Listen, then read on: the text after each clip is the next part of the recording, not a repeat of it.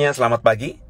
Senang kembali dalam materi sharing pagi kita, Pagi Berkat bersama Pase.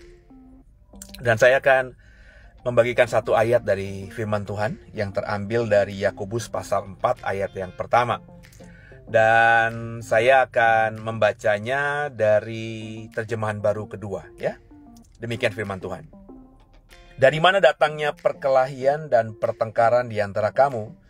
Bukankah datangnya dari hawa nafsumu yang saling berjuang di dalam tubuhmu?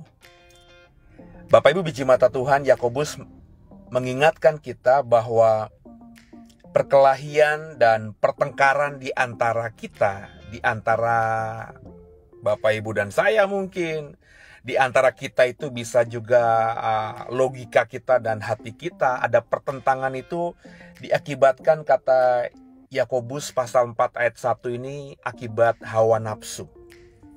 Hawa nafsu. Jadi memang problem hidup ini adalah hawa nafsu, ya. Banyak sekali contoh, ya. Contohnya dalam kasus yang terjadi di Republik ini. Kalau Bapak Ibu mengikuti perpolitikan, kalau Bapak Ibu ikuti pemerintahan yang ada berjalan. Kemarin ada seorang mantan menteri, ya. Dulu tentu masih menteri pertanian yang ditangkap oleh KPK dan kemudian diduga melakukan korupsi, ya. Dan di rumahnya Bapak Ibu bisa dapatkan informasi ditemukan beberapa belas atau beberapa puluh senjata api, juga uang tunai yang jumlahnya tidak masuk logika, ya. Saya rasa orang paling kaya sekalipun mungkin tidak akan menyimpan uang tunai sebanyak itu di di rumahnya. Dan saya ketika mendapatkan informasi bahwa KPK menangkap tangan menteri atau pejabat, ya bersukacita. Artinya saya berpikir bahwa hukum di Republik ini benar-benar masih tajam dan kita masih bisa berharap banyak pada hukum. Tapi berita kemarin saya sedih gitu saudara, karena pemimpin KPK, ketua KPK itu berdasarkan kesaksian mantan menteri ini berjumpa dengan mantan menteri ini di rumahnya beberapa saat sebelum mantan menteri ini ditangkap. Bapak Ibu, meskipun ketua KPK mengelak, ya, tapi berdasarkan beberapa bukti, ya meskipun nanti masih harus dibuktikan secara hukum, ya, di pengadilan. Tapi mantan menteri ini dan juga beberapa pejabat yang ditangkap itu mengatakan ada percakapan, ada komunikasi dengan ketua KPK. Dan bahkan mantan menteri ini sebelum ditangkap dia bersaksi dia menjumpai dia menjumpai ketua KPK ini di rumah dinasnya atau di rumahnya KPK, ketua KPK ini. Ini miris saudara, ya. Ini kan logika sehat saja dan nalar yang sederhana aja mestinya berpikir bahwa pasti ada apa-apanya ini. Kenapa seorang aparat hukum yang ingin menangkap penjahat, sebelum penjahatnya itu ditangkap, bertemu dulu dengan si penjahat itu, ya. Itu kan logika sederhana. Kayaknya film-film paling bodoh di Hollywood yang bicara soal polisi dan dan penjahat itu tidak juga berpikir sedemikian, karena itu kayaknya teramat bodoh sekali, ya, teramat nggak masuk akal sekali. Dan kalaupun ada berarti jelas pejabatnya atau aparat hukumnya itu korup, ya. Dan ternyata saya berpikir hukum masih ditegakkan, masih tajam di Republik ini. Hancur hati saya melihat bahwa ketua KPK yang mestinya menjadi orang terdepan yang memberantas korupsi, ternyata patut kita duga untuk berkongsi atau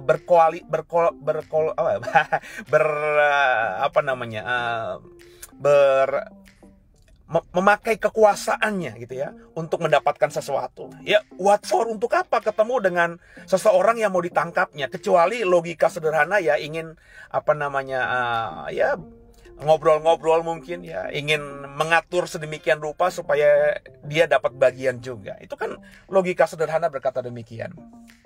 Dimulai dari apa? Hawa nafsu, ya. Hawa nafsu itu mengerikan Bapak Ibu. Saya menemukan banyak juga rekan-rekan yang melayani Tuhan, ya. Bahkan kalau kita mau jujur sebagai seorang pengkhotbah gitu, ya, saya gitu, ya Bapak Ibu, ketika mau berkhotbah itu terkadang juga ada hawa nafsu. Hawa nafsunya itu apa? Hawa nafsunya itu apa yang kita dalami di dalam Alkitab dan kita mau sampaikan sebagai bahasa khotbah. Itu kita berhawa nafsu, kita bernafsu untuk membagikan semuanya. Sehingga kalau kita mendapatkan dalam satu ayat ada 10 rema, 10-10-nya mau kita bagikan dalam khotbah kita itu. Padahal tentu nggak masuk akal. Karena khotbah kan ya 1 jam paling lama. Bagaimana mungkin 10 rema yang kita dapatkan dari penggalian Alkitab itu bisa kita bagikan dalam bahasa khotbah yang cuma dibagi atau diberikan durasi waktu 1 jam. Itu kan hawa nafsu. Nah, awal-awal saya membagikan semua itu akhirnya ya poin-poinnya tidak dalam. Nah, untuk mengendalikan hawa nafsu itu ya kita harus merendahkan diri. Meskipun kita anggap 10 poin khotbah itu bagus, ya kita pilah-pilah bersama Roh Kudus mana yang paling penting, mana yang paling urgensi, mana yang paling baik untuk hari ini disampaikan kepada jemaat sebagai memang kebutuhan jemaat. Nah, kekasih Tuhan, biji mata Tuhan, hawa nafsu itu ada di sekitar kita. Nggak peduli saudara itu orang biasa, nggak peduli saudara itu pejabat, orang miskin sekalipun, orang yang tidak beragama sekalipun, bahkan orang yang paling beragama ngakunya itu pasti masih dilingkupi oleh hawa nafsu. Dan itu yang harus kita matikan. Karena firman Tuhan katakan hawa nafsu itu bagian dari kedagingan. Dan kedagingan itu tidak akan bisa hilang kalau dalam diri kita, kalau kita masih terus hidup dalam daging, belum hidup dalam roh. Nah, apa yang terjadi yang saya paparkan barusan dengan contoh-contoh konkret itu menunjukkan hawa nafsu masih bisa kita lihat di sekitar kita. Juga kemarin misalnya dalam kasus hukum di mana undang-undang dirubah dengan mudahnya oleh MK, di mana ketua MK-nya itu adalah paman ya, dari calon wakil presiden yang notabene anak presiden. Saudara, secara etika hukum itu mestinya nggak boleh ya, nggak boleh ada interest, kepentingan ya bagi orang yang memutuskan sesuatu dengan terdakwa kalau dalam kasus pengadilan. Ini ketua MK ikut bagian dalam memutuskan undang-undang yang dirubahnya, yang orang dengan logika sederhana aja tuh pasti tahu bahwa ini ada kepentingan untuk keponakannya yang notabene anak presiden agar bisa running menjadi cawapres. Sebab ada mengkaitkannya ya. Bodoh bagi saya, maafkan saya kalau kita mengatakan itu tidak ada hubungannya. Kalau tidak ada hubungannya, mestinya ketika ketua MK ini memutuskan bahwa undang-undang itu dirubah, terus cawapres boleh maju di usia di bawah 40 tahun, itu tidak berlaku hari ini, tapi berlaku misalnya 5 tahun ke depan, 10 tahun ke depan, atau ada syarat-syarat tambahan lain. Dengan diputuskan untuk bisa berlaku di Pilpres 2024 nanti.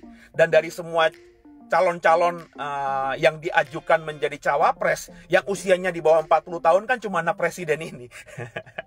Dan ketika hari ini juga presiden menganggap itu hal yang biasa, ini juga nggak masuk logika kita. Intinya yang saya mau katakan kepada saudara, kalau saudara menganggap saya hamba Tuhan, orang kalau sudah dipenuhi hawa nafsu, logika sederhana aja nggak bermain, etika sederhana aja nggak bisa bermain. Maka orang yang tidak mengambil keputusan dengan logika yang sehat, orang yang tidak mengambil keputusan dengan hati yang jernih, ya, itu pasti dipenuhi dengan hawa nafsu. Hawa nafsu itu nafsu akan lawan jenis. Hawa nafsu itu bisa nafsu atas kehidupan ekonomi yang lebih baik. Hawa nafsu itu bisa nafsu terhadap kekuasaan. Dan contoh-contoh konkret tadi sudah saya bagikan kepada saudara. Hari ini, hari Selasa, ya, Bapak Ibu akan bekerja. Beberapa sudah berjalan menuju tempat kerja.